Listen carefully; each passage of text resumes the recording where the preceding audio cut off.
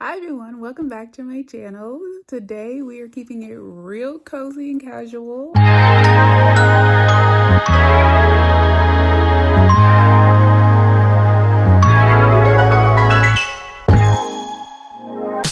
We are in bed because it's cold. I got my robe on, and I don't intend on doing a ton of reading right now. If I were gonna sit and read a bunch of chapters, I would go sit in my reading chair over there in the corner, but I really think I'm just about to read one chapter or finish whatever chapter that I was on. No, yeah, read one chapter and then I'm calling it a night. But I wanted to open up this video and I'm sorry that it's really shaky. Open up the video and share with you guys how I am able or how I was able to read over 100 books this year as a rediscovered reader.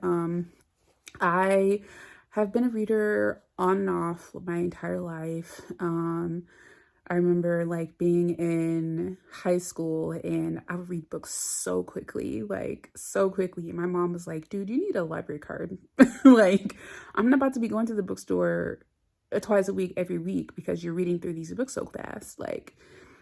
You got to get together. So I have a long-standing history with reading books and reading them quickly.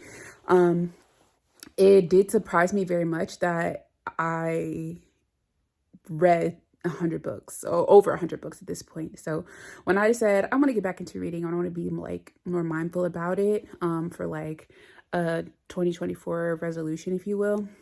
My original goal was 36 books because I wanted to read 3 a month. I thought that was I was actually kind of intimidated. I'm like, man, I used to read, but did I read 3 a month? I don't know. And then consistently, I don't know. Why did I start reading in the first month I read 12 books? So I was didn't take long to get to 36 at all. And then I changed my goal to 52 because I was like, okay, I can read one a week, obviously. That doesn't seem like a bad gig. Well, then I got there and then I made it to 75.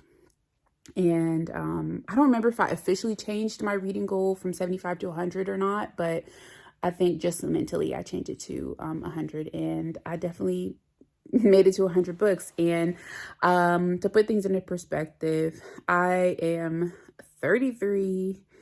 I have a full-time career. I've been in the same career for over 10 years. I'm full-time. I'm sorry, I'm not full-time student, but part-time student when I'm not working. And then I just have regular adulting responsibilities. I have a family, I have friends, and I am mindful about engaging with them. And I also make time to read. Reading is my grounding activity. It is my peace. It is my escape. It is my comfort. It is my entertainment. I rarely watch TV anymore.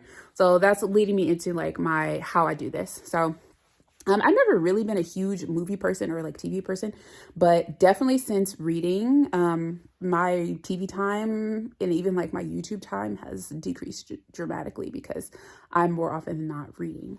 So that's one. I gave up my TV time for reading time. I'm not telling you what to do. This is how I do it. Secondly, prior to my recent move in September, I only had a 15-20 minute commute each way to and from work. I did listen to audiobooks then, but it wasn't getting me a lot done at the time. I wasn't reading as much in the car at that time. Now I have about a 45 minute commute in the morning, and then the afternoon it very well could be an hour in the car to and from work. So I definitely get a lot more audiobook time than I do physical books. But I also have a very extensive physical book collection, and I definitely don't want to neglect those. There is something special about sitting. I got the reading chair for a reason. I can't have a reading chair and just This is an audiobook, so it's not the same. So yeah, I definitely prioritize time to sit in my reading chair. So when I get home from work, after like listening to the audiobook in the car or whatever, like I'll make dinner, just get comfortable. And once it's time for like winding down, I will put on my pajamas and sit in the reading chair. That is another thing that has helped me stay like engaged and stay motivated and inspired to read, is having a reading space.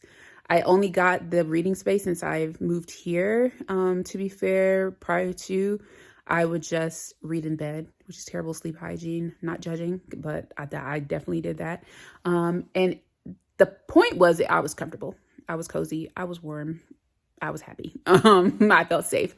So if you don't have a dedicated reading room or dedicated reading chair, as long as you're comfortable and you're cozy, you feel safe, you feel at peace, you have like privacy or quiet or like music, if that's what you want, a candle, whatever the case is, have a reading environment that's comfortable for you. It's a place that you want to like sit, or you want to lay, or you want to relax. I daydream about that reading chair, my reading corner, every single day when I'm at work. I'm like, oh, I cannot wait to get my reading chair. It's money well spent.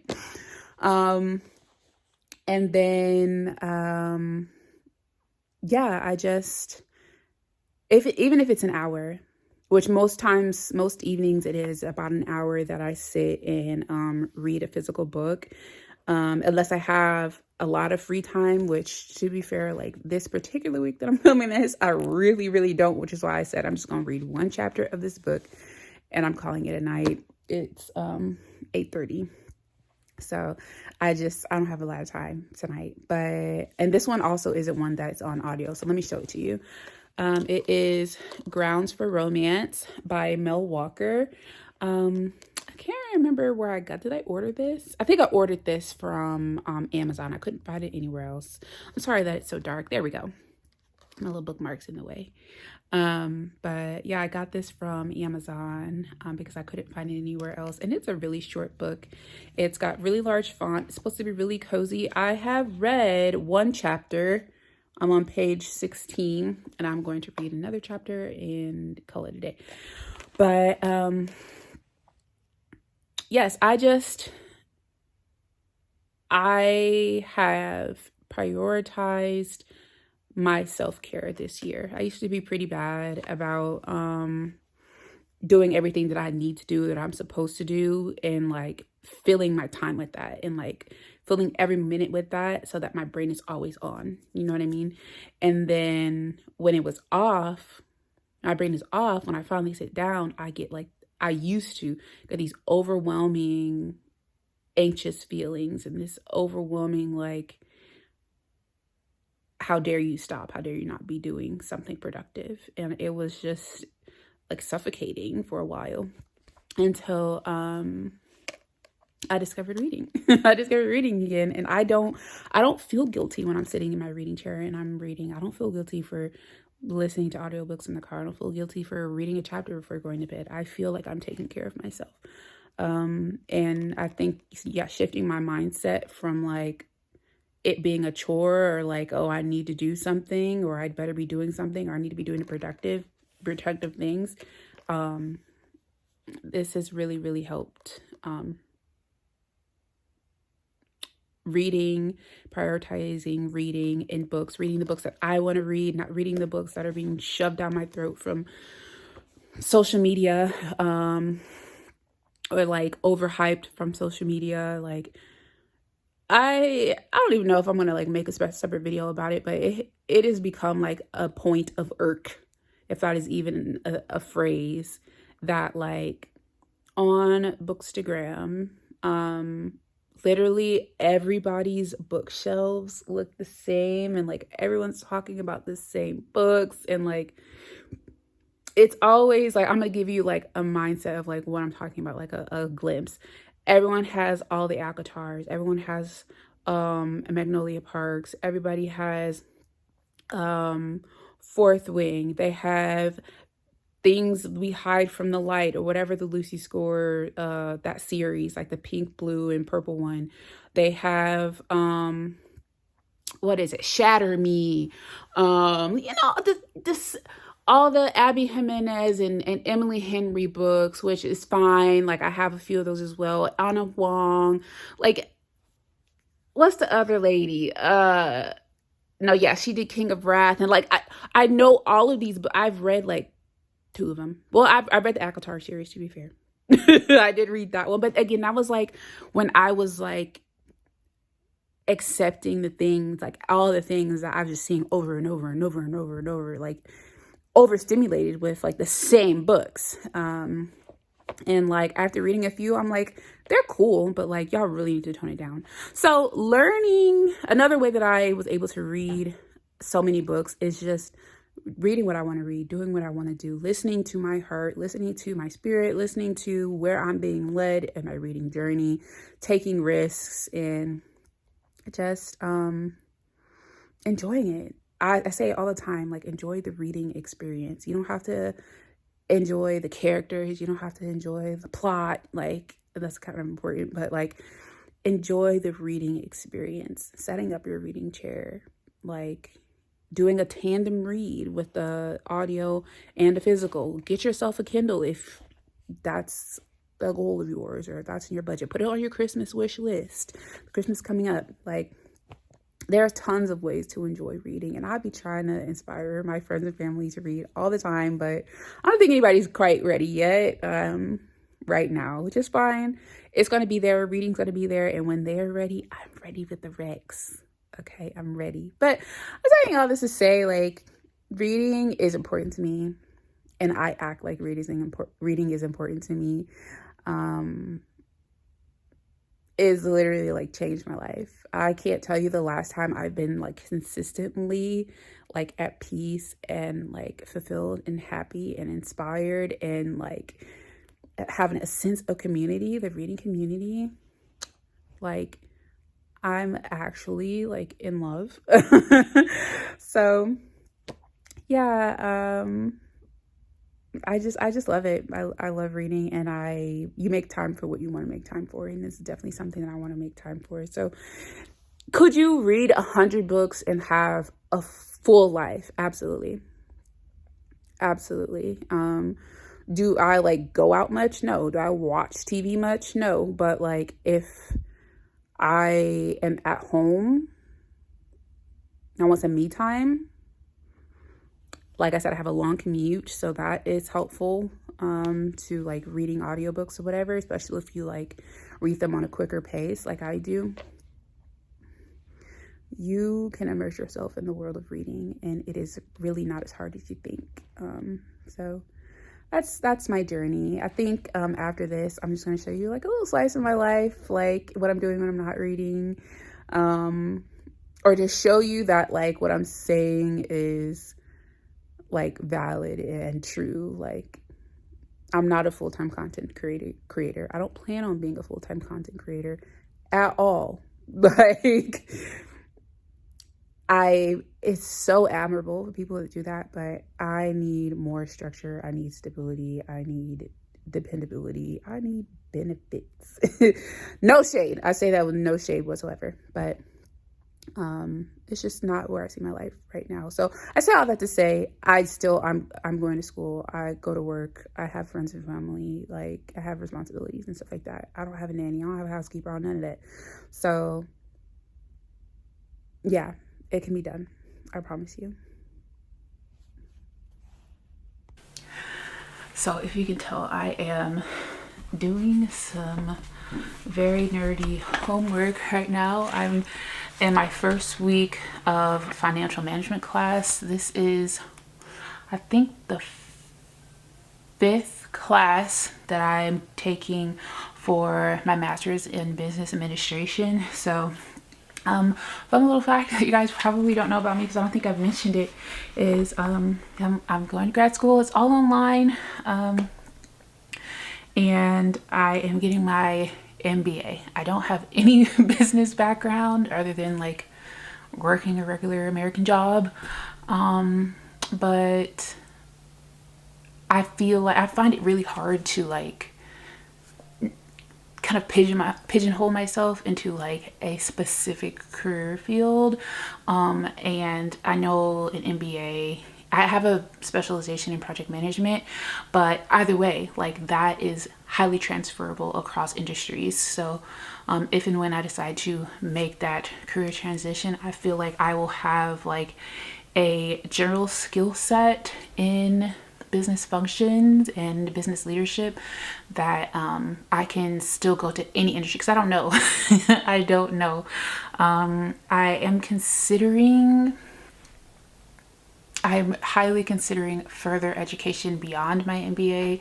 It might be a second master's, it might be a PhD, because really, if I'm being honest with you guys and like putting it out into the universe, I want to be a college professor. Like that would make my little heart happy. I want to teach like a social science, like sociology, like primarily. I love the way people interact and why, and like humanity and cultures and civilizations and like studying people. Oh, that would make me really happy. And then to see like from the research side, like earning my credentials, that would fascinate me.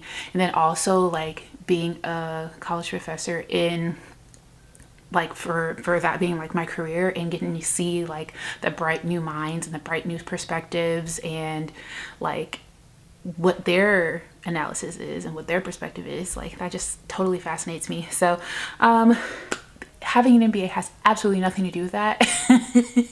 So that's why I'm saying like I might want / need to get another master's degree in more of a social science, like liberal arts or something like that, or maybe even leadership. But we'll see. Anywho, that's what I'm doing. That is what takes up another, I don't know, say a quarter of my time is schooling. And I like it. I very much like it. I don't know, like part of me, I feel like I'm addicted to education, I'm addicted to learning, I'm addicted to school, because I feel very restless without it. I feel very unaccomplished. I feel not very unfulfilled, but I feel like there's more I could be doing, there's more I should be doing, there's more I should be learning. Like there's a great capacity for knowledge up here, and I just want to continuously feed it. So I could sit here and say like, oh, this is gonna be it, once I'm done with this, I'm done with this. But I know me, and I know maybe like I can take a year off. After that, I'm like, okay, Anita, what are you doing? Go out there and keep grinding, keep learning, keep discovering, keep researching. So that's what I want to do when I grow up. But yeah, I've been such a good space. Like, I don't know, like, you know, life has its ebbs and flows and stuff like that, but I feel really, really great about where I am in my life, what I'm doing with my life, my healthy hobbies, my healthy distractors, my friends, my family, like my capacity for maintaining my relationships with my friends and family, because I've not been so great about that in the past. Like, not even gonna hold you. So I'm feeling so grateful and so blessed and so happy and so at peace. Like, and it's my birthday. Like, I could just cry. I'll probably cry tomorrow just sitting and reflecting on how grateful I am for where I am right now and like what I have in my life. Like, I think that's what I do on my birthday. I'm not like a huge party person. I'm not a huge like gift person. Books bring me so much joy. Like, I never buy clothes. I bought stuff to like set up my house and everything, but after that, I don't spend on anything else other than necessities. So I'm just happy. Okay, I'm just happy. Books make me happy. This is my birthday. It's justified because I never go ham like this. So I don't know. I'm just sitting here rambling, but yeah, I wanted to give you guys a little bit. You're my study break right now, I guess, because it's a good stopping point from what we were learning into what we're transitioning to. I also, fun fact, okay, so I love stationery, and this class requires me to have a financial calculator because this is financial management, and I had a calculator but it's the wrong one. It doesn't matter. Okay, I have a calculator and I need it for my stuff, and sometimes I like to go to like a coffee shop or the library or something and do my work, but I have a pack of like 28 pens. These are like the Papermate Ink Joy pens. This is even all of them, but there's so many different colors. And then I also have a pack of like, I don't know, 20 or so highlighters. Most of them are kind of like pastel. There are some brighter colors in there too, but the thing about it is if I am going to actually sit here and take notes and highlight and review the notes and be engaged, I need cute stationery. Okay, so I need all of the pens. I need all of the highlighters. I got my whiteout little wheel here because I'm writing in pen. And then, like I said, I have my calculator, my financial calculator. It's the HP 10B2 or II plus. It looks like this. I'm sure you guys definitely don't care about this. Is it focused? I hope so, but it looks like this. And then I just have this very old notebook. I've been using this for a few classes, and I think I got it from like Target for a couple of dollars. It looks like a 5-star. It's not, but it's great. And I just use this to write my notes. The pages are huge. They're perforated edges, and I normally like, you know, do color coding and highlight, and it's just really fun. It's really fun. It makes me excited about sitting down and doing my homework and studying, because if I'm just going to sit here and watch a PowerPoint, first of all, it's not going to stick, it's not going to click, and then I'm not going to be like excited. To be fair, I don't be really excited to sit down and do homework. I'm excited to sit down and use my stationery. So yeah, if you're wondering, that's what I use for school. That's pretty much it. A notebook, these pens, these highlighters, my whiteout. Oh, and this bag. This is a makeup bag.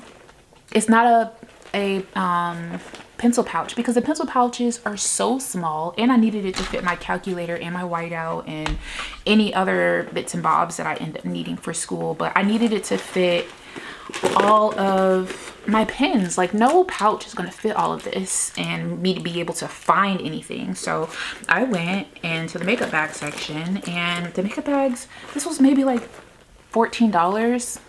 The pencil pouch that was maybe a third of this was $12. So and this one's cuter, obviously. It's a makeup bag.